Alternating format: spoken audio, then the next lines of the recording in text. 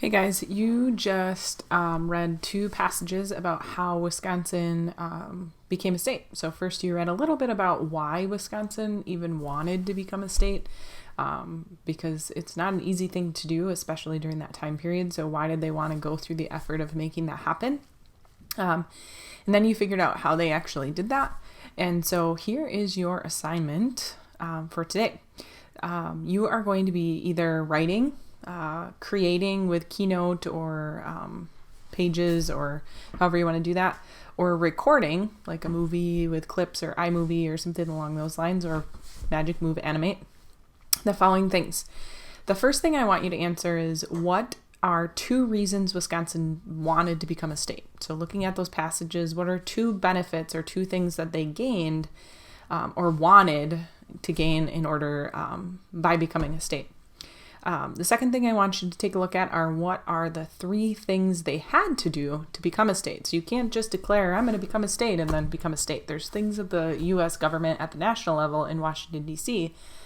want you to do, or at this time wanted you to do. Today it's different on how you become a state. But during this time, what did they have to do? What are three things that they needed in order for the government to recognize them as a state? I'm going to give you a little bit of a hint. One of those has to do with the Constitution. We do have a state constitution in Wisconsin, probably not as commonly known as our U.S. Constitution.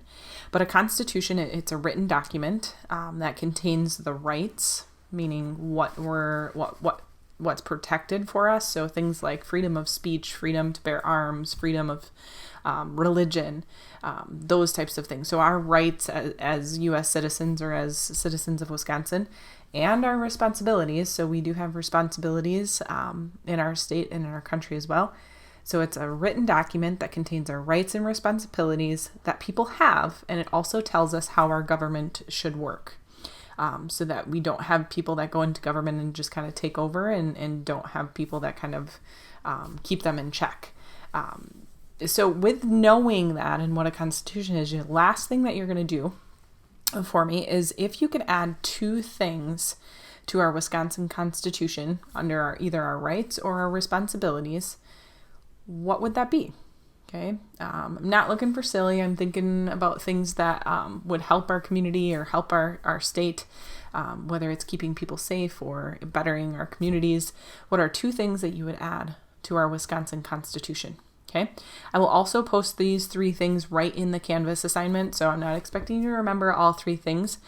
So if you're confused about what those three things were that I just mentioned, go ahead and take a look at that Canvas assignment. So again, you're either going to create a Keynote or a Pages document or a Pages book, or record yourself, whether that's audio or video.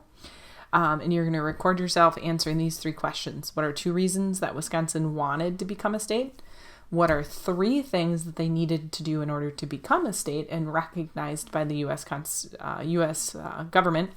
And the last thing is, if you could add two things to our Wisconsin Constitution, rights or responsibilities, what would those two things be?